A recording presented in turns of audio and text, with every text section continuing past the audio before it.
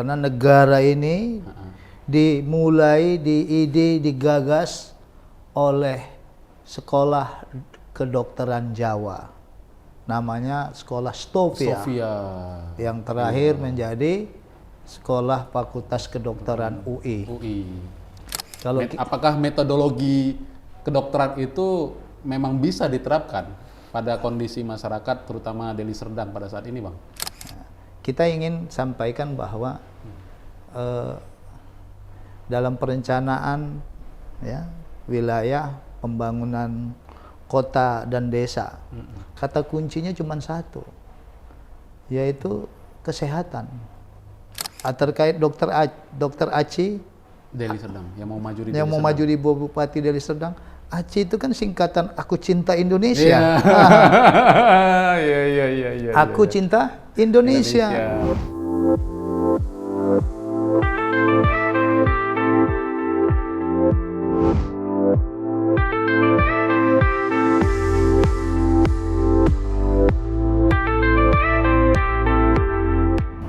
Assalamualaikum warahmatullahi wabarakatuh, sahabat Nusa Vision. Jumpa lagi di Nusa Vision Talk Show. Kali ini kita kedatangan tamu untuk ngobrol-ngobrol di sini, yaitu bersama Associate Profesor Dr. Haji Abdianto, SE MSI. Selamat datang di studio Nusa Vision. Selamat Pak Profesor, kita manggilnya apa ini anaknya nih? Profesor, Pak Doktor, atau Haji? Panggil abang saja. Ini anak Medan. Yang biasa-biasa saja. Iya, biasa kita panggil abang yang sahabat Nusa Vision. Jadi memang beliau hadir di sini. Memang sebelumnya kita sudah sering diskusi. Kali ini kita mau men-share diskusi kita ini tentang fenomena politik ya Bang ya.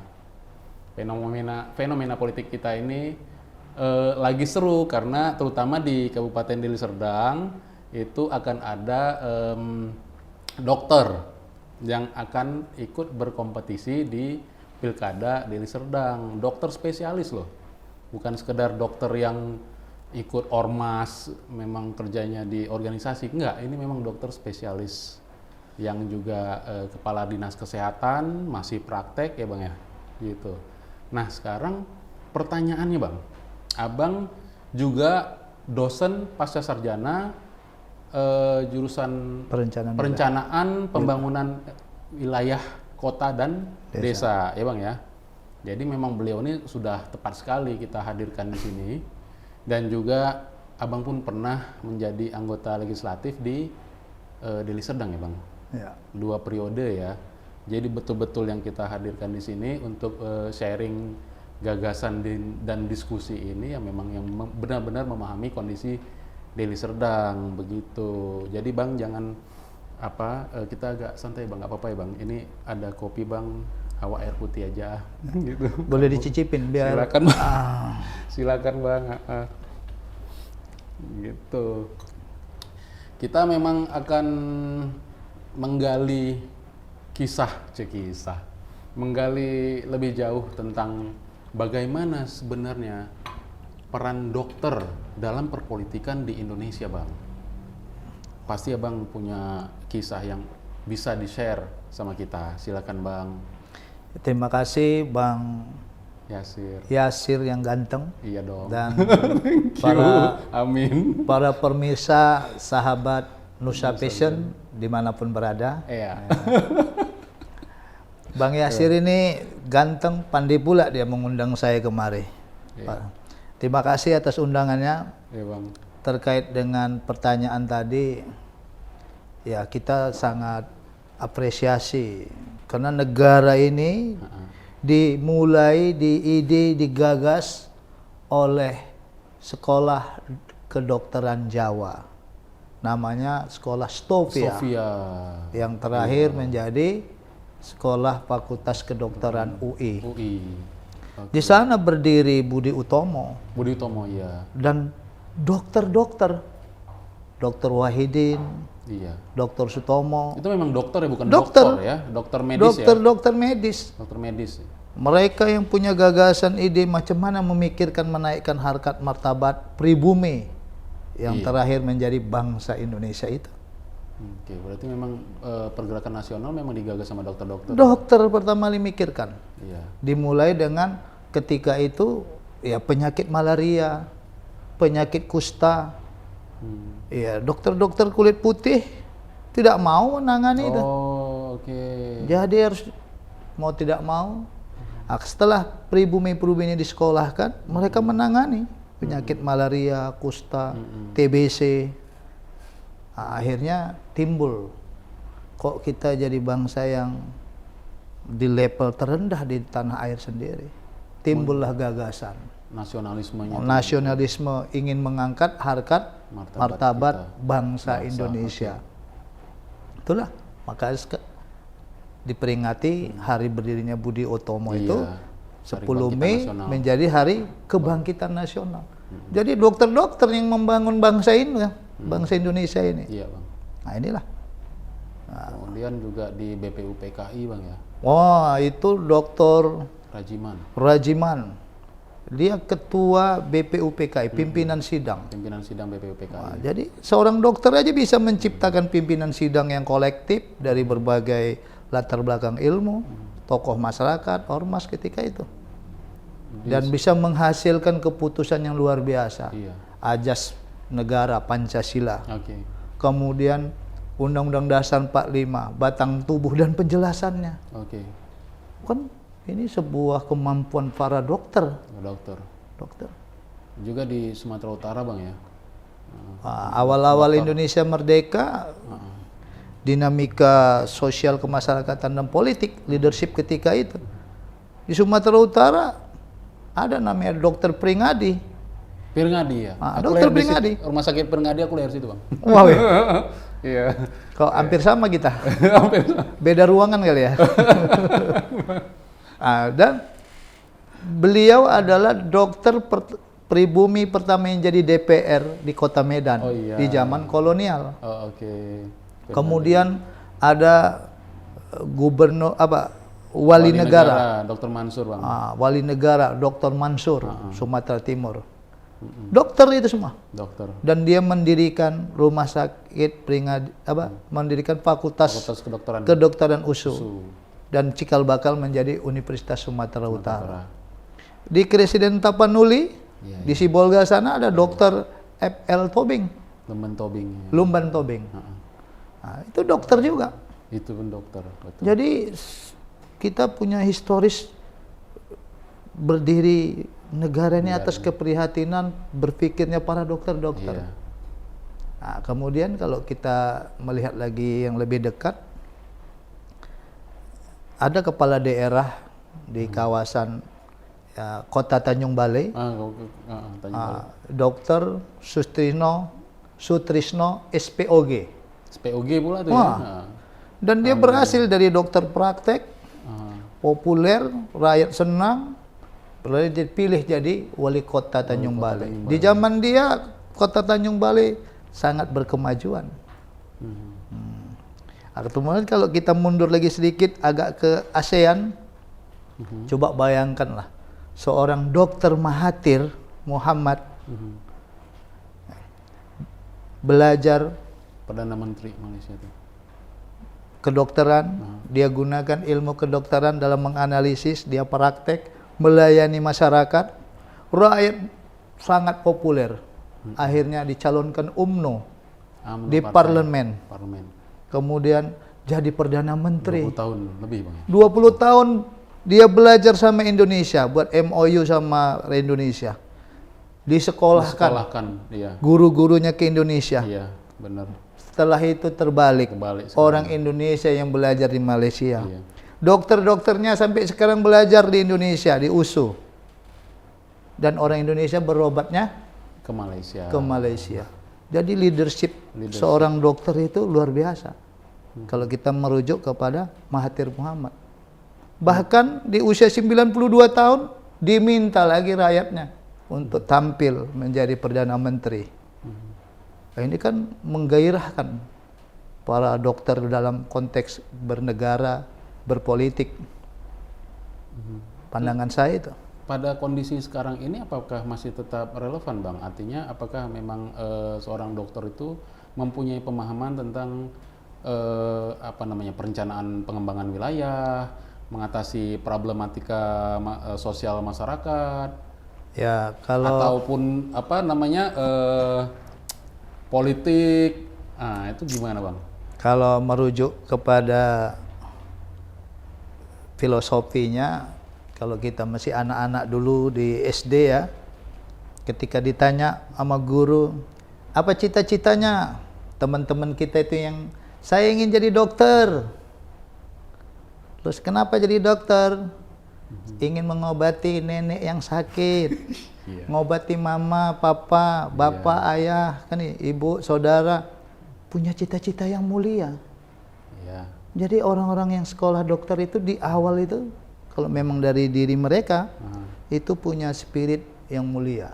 Iya, pasti. Nah, jadi kalaupun sekarang sejarah bangsa kita dimulai oleh Dr. Wahidin, Sutomo, kan, dan seterusnya semua. Sekarang sudah 75 tahun, alpa.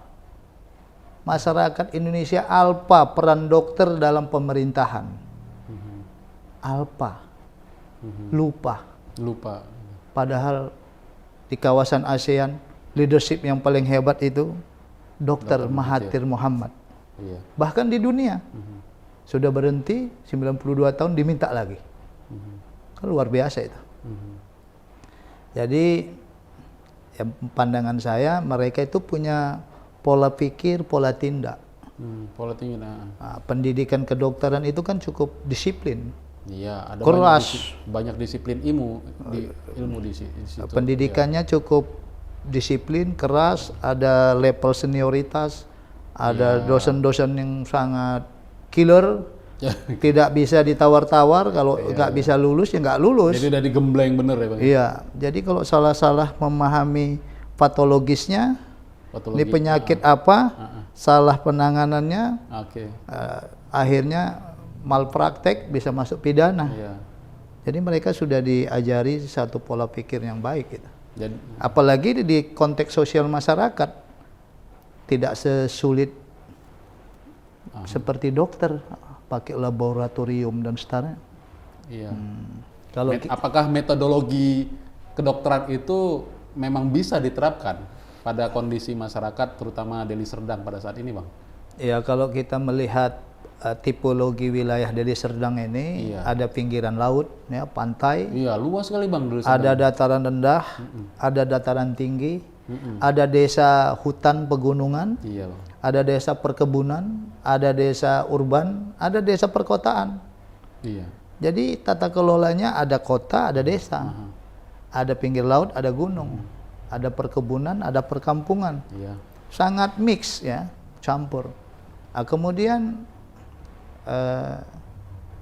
seorang dokter itu memiliki kelebihan. Dia punya empati sama orang sakit. Betul. Dia melayani. Nilai-nilai baik inilah kita berharap dari calon-calon dokter yang mau maju di pilkada. Secara pribadi mereka sudah cukup enak hidupnya, apalagi spesialis. Terkait dokter Aci Deli Serdang yang mau maju di maju di Bupati Deli Serdang. Aci itu kan singkatan Aku Cinta Indonesia. Aku Cinta Indonesia. Jadi sudah tertanam dia punya jiwa melayani, cinta Indonesia. Wajar kalau punya spirit ingin jadi kepala pemerintahan. Mungkin filosofisnya diambil dari firman Tuhan, ya, dari Allah Subhanahu Wa Taala. Orang yang paling mulia di sisi Allah adalah orang yang paling banyak manfaatnya. Banyak manfaat, betul. Mungkin dia sebagai dokter saja, sebagai kepala dinas, banyak keterbatasan yang ingin membuat lebih banyak. Berarti beliau ini memang kepala dinas sudah berapa lama ya, Bang? Nanti tanyakan kepada beliau lah. Informasi beliau kan kepala dinas saat ini. Mungkin udah setahun kan kalau informasi yang saya dengar.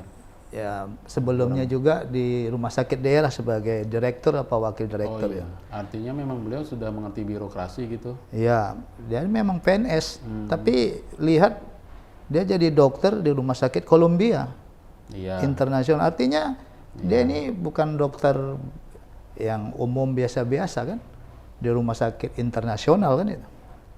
Jadi punya kehidupan yang punya safety lah, aman sebetulnya untuk pribadi dan keluarganya. Ini kan sebuah tantangan, mau melayani berbagai masyarakat. Lapisan masyarakat. Lapisan masyarakat. Saya rasa filosofis di dalam dirinya itu punya jiwa, rasa cinta Indonesia, melayani, kepingin berbuat yang lebih baik lagi. Ini keunggulan beliau nih. Kalau dikaitkan dengan tata ruang kita, tata ruang Deli 2024 ini penduduknya sudah 2 juta. Deli Serdang tuh ya? Serdang. Kalau kita ngelihat hubungan dengan wilayah sekitar, Kota Medan penduduknya banyak sudah pindah ke Deli Serdang. Iya, memang banyak kan kerjanya di Medan, tapi sebenarnya tinggalnya di Deli Serdang ya? Bukan, penduduk Medan, yang dulu di Medan, setelah orang tuanya wafat, rumahnya bergeser. Rumahnya bagi warisan nggak bisa dibagi, dijual. Akhirnya beli rumah, bangun di tanah Deli Serdang. Iya, memang banyak komplek-komplek estate banyak sekali. Jadi tumbuh. Iya. Dan ini kan berbeda tipologi masa perkotaan dengan pedesaan. Gitu. Saya rasa Dokter Asriluddin ini punya spirit yang kuat. Kita ingin sampaikan bahwa dalam perencanaan ya, wilayah pembangunan kota dan desa, kata kuncinya cuma satu, yaitu kesehatan. Kesehatan itu harta yang paling mahal. Iya. Jadi kalau kita bisa sehat, di dalam jiwa yang sehat akan terdapat pikiran yang sehat, sehingga akan melakukan perbuatan-perbuatan tingkah laku yang sehat. Kalau perencanaan pembangunan saat ini, pandangan saya, ya mudah-mudahan ini didengarkan sama Pak Dokter calon Bupati ini kan. 2 juta penduduk, wilayah kita ada sebelah barat berbatasan dengan Langkat dan Binjai, ada sebelah selatan berbatasan dengan Tanah Karo dan Simalungun, ada sebelah timur berbatasan dengan Serdang Bedage.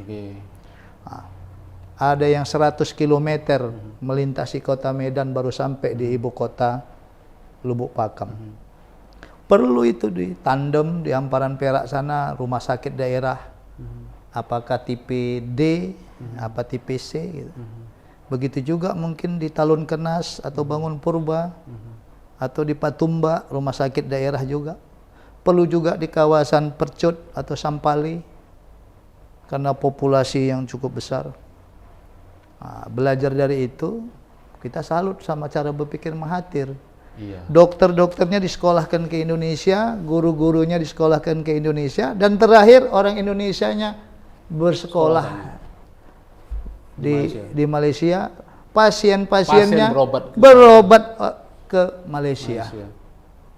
Saya rasa dia punya pemikiran juga macam mana supaya bisa melayani kesehatan di dalam negeri sendiri. Meningkatkan pelayanan kesehatan di Deli Serdang terutama ya. Nah, izin Bang, pada masa Abang dulu menjabat sebagai anggota legislatif 2 periode, ada terobosan apa dalam bidang kesehatan yang Abang ingat? Wah, kalau dulu atau bagaimana dulu kondisinya? Ini ngulik-ngulik masa lalu ini. Iyalah, supaya kan kita mengingat masa lalu untuk menjadikan pelajaran masa depan. Jadi kesepakatan pemerintah daerah dengan DPRD dalam menyusun KUA, dan itu prioritas. Kita dulu prioritasnya itu pertama pendidikan, kesehatan, infrastruktur. 3 ini prioritas. Sebelumnya kita merancang APBD tahun 99 itu cuma 370 miliar.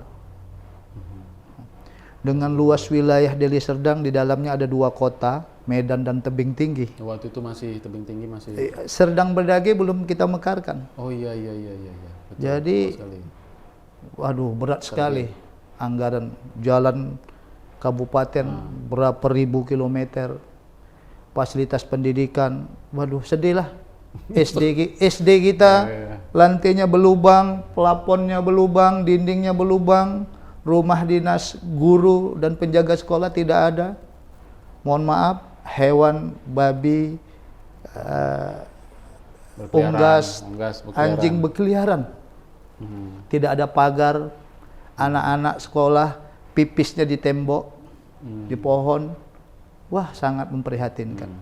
Oleh karena itu, begitu juga puskesmas, pustu kita tidak ada yang rawat inap. Begitu juga jalan kabupaten, jalan puskesmas nggak bisa rawat inap ya? Nggak ada kekurangan fasilitas. Oleh karena itu dulu masa kita tugas bersama pemerintah daerah, bersama-sama DPR ini membuat kebijakan anggaran prioritas, yaitu di bidang pendidikan, kesehatan dan infrastruktur. Ketika itu pendidikan dari mulai PAUD sampai SMA ditangani oleh kabupaten. Jadi kita ada membangun 11 SMA negeri. SMA Negeri Sunggal, kemudian Kutalim Baru, Namorambe, Labuhan Deli, kemudian Beringin, Tanjung Merawa, di Galang, Pagar Merbo, Lubuk Pakam, banyak sekali. Yang berkeliling kota Medan tuh ya, berbatasan dengan kota Medan semua tuh ya? Iya, kelilingnya kota Medan lah. Ya, jadi akses pendidikan sekolah menengah itu harus ke kota Medan. Langsung ke Medan, makanya dibangun di situ. Ya, kan kasihan warga. Transportasinya, ongkosnya juga. Jadi kita dekatkan semua. Tapi kalau sekarang ini tentu saya sudah 15 tahun tidak mengikuti perkembangan, asik di dunia akademik, tapi secara perencanaan wilayah, wilayah Deli Serdang ini wilayah yang unggul. Bandara Polonia pindah menjadi Bandara Kuala Namu sebagai pengukit pertumbuhan ekonomi di sekitarnya. Kemudian kawasan industri Medan, itu 75%, 80% itu wilayah Deli Serdang. Belum lagi kita punya hutan, kan? Kawasan wisata yang banyak, spot-spot wisata, dari mulai Sibolangit, banyak. Kemudian potensi masyarakatnya sudah berinternet, sudah maju pemikirannya. Saya rasa kalau mau tahu macam mana nanti izinlah abang mengundang Pak Dokter itu kemari supaya bisa menyampaikannya. Iya, kalau saya sih senang sekali lah Bang kalau bisa mengundang beliau untuk hadir di sini, ya memang bisa mendengar langsung pandangan-pandangan beliau bagaimana untuk memajukan Deli Serdang kan, dengan kondisi Deli Serdang yang segini luas, karakteristik masyarakatnya yang beragam, multi etnis ya kan Bang. Multi etnis, itu tadilah akses juga ya, bagaimana Deli Serdang ini yang di tengahnya ada kota Medan gitu ya. Sehingga untuk membangun komunikasi pemerintahan mungkin gitu ya, itu kan sebuah tantangan tersendiri. Nah itu tadi, abang yakin ya seorang dokter itu mampu untuk menyelesaikan permasalahan-permasalahan yang berkaitan dengan birokrasi, komunikasi pemerintahan, atau bahkan mungkin komunikasi politik mungkin antara sesama partai, dengan ormas, dengan dengan preman, bandit, segala macam pemain. Itu juga kan Bang, Deli Serdang nih Bang, besar loh, kan gitu. Ya, dinamika ya, setiap generasi kan berbeda-beda polanya. Kalau zaman kita dulu kan belum ada internet, lebih seneng ngobrol panjang lebar, ketemu sapa, bicara, sangat merdeka dan sangat terbuka. Kalau dikaitkan dengan perencanaan wilayah, pembangunan kota dan desa, Bupati Deli Serdang bisa membantu Kota Medan menyelesaikan masalah banjir. Oh iya, betul. Bayangkan hulunya Deli Serdang. Sungai-sungai itu kan asalnya dari hilirnya juga Deli Serdang. Hulu dan hilir Deli Serdang. Ya kalau Pemko nggak dikasih saluran yang buang. Betul. Bang. Ya, betul. banjir lah kota Medan. Iya, Medan kan masalahnya banjir, macet. Iya. Jadi masyarakat yang usia 50 tahun ke atas mungkin punya memori, ini khusus yang berada di Kecamatan Lubuk Pakam. Lubuk Pakam itu setiap bulan masa curah hujan tinggi di tahun 2000 ke bawah itu banjir. Banjir sampai terminal, sampai banjir.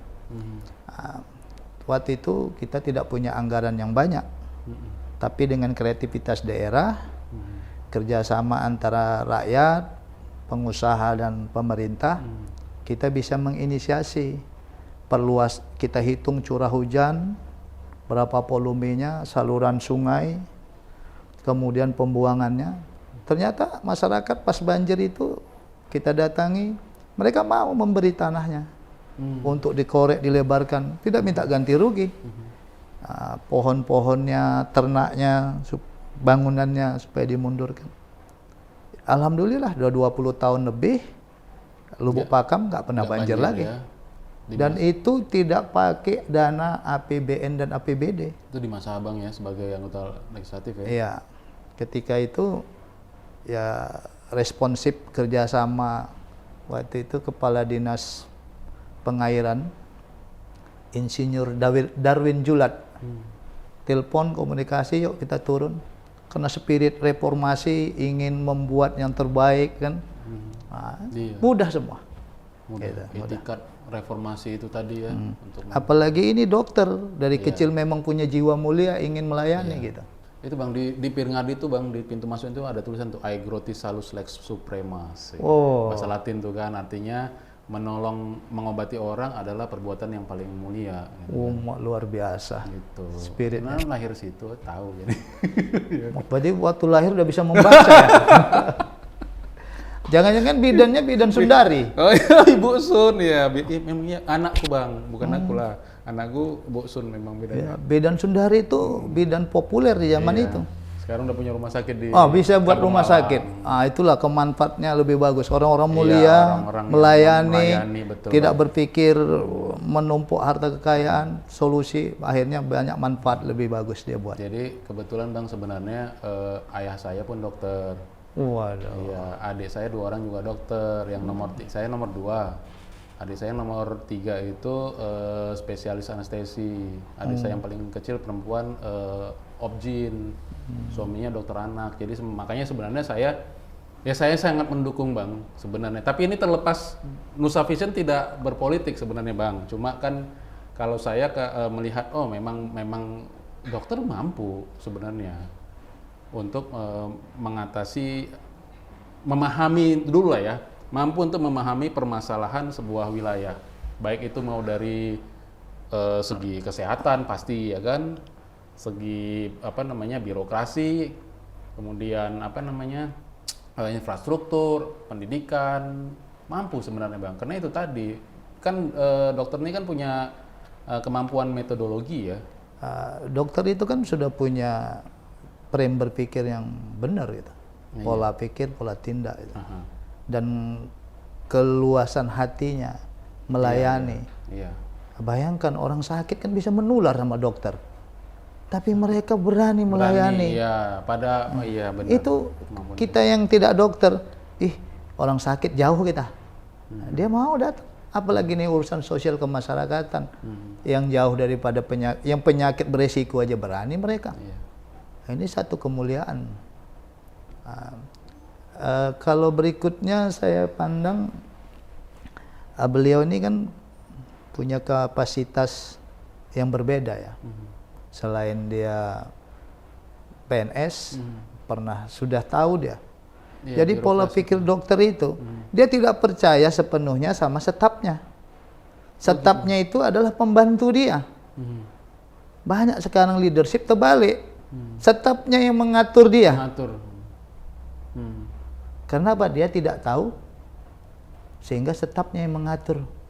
Nah, ini jangan sampai terjadi. Yang pemimpin siapa? Kalau dokter, stafnya disuruhnya habis. Iya, benar-benar. Tapi dia pemutus dan dia yang bisa melakukan tindakan. Dengan fair tentunya ya. Itulah berbedanya seorang dokter dengan yang lain. Iya. Dia betul-betul punya otoritas. Iya, betul. Nah, ini apalagi otoritas kekuasaan. Kan pernah nggak jumpa sama kepala daerah atau pejabat? Waktu ngomong, kita sampaikan aspirasi, dia bilang oke. Habis itu dirapatkan nama stafnya. Rapatnya yang dia. Aduh, nggak bisa kata staf nggak saya. bisa. Kepala daerah apa itu? Punya leadership seperti itu lemah. Oke. Yang dipilih kan dia, bukan stafnya gitu. Iya. Nah, ini kan bisa berkaitan dengan visi misinya yang tidak bisa terrealisasi. Oke.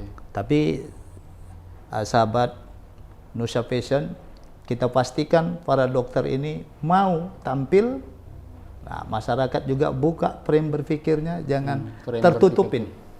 Iya, karena kan masyarakat kadang berpikirnya, alah dokter udahlah, dokter aja udah ngobatin orang. Sama seperti kalau misalnya ada kiai, udah ustadz aja, ngapain berpolitik. Apalagi dokter lebih bagus ya melayani masyarakat aja. Nanti berpolitik jadi ngurusin politik itu kotor, nanti di pemerintahan jadi begini, takut korup apa segala macam. Masyarakat kadang sesederhana itu, Bang. Jadi bagaimana juga kita bisa meyakinkan masyarakat untuk memberi paham bahwa dokter itu sebenarnya sangat mampu.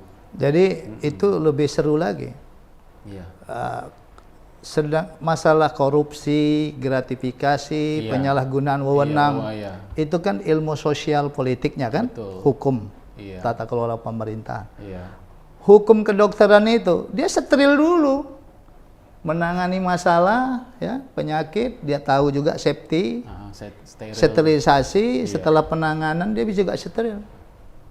Iya, kalau gitu iya. Ini kan satu punya filosofi yang baik. Iya, sudah tertanam seperti itu. Iya. Oke. Nah, ini jadi kalau beliau para calon kepala daerah nih yang dari dokter memakai filosofi ilmu kedokterannya, insya Allah akan lebih bagus kehidupan sosial masyarakat. Dan tidak akan terjebak dengan korupsi, gratifikasi dan penyalahgunaan wewenang karena jiwanya ingin melayani dan mulia. Iya. Nilai plus utamanya adalah memang sudah punya nilai untuk melayani ya, Bang ya. Melayani. Dari kecil punya cita-cita ingin jadi dokter. Untuk apa? Melayani, mengobatin. Mulia sekali. Kita ada orang sakit TBC, menghindar kita. Bahkan ini hari bukan TBC, cuman asap rokok saja udah. Masih ya. Udah menghindar, apalagi penyakit menular. Iya, benar Bang. Dokter malah itu jadi tantangan dia. Abang sebelumnya sudah pernah diskusi dengan Dokter Asril? Belum.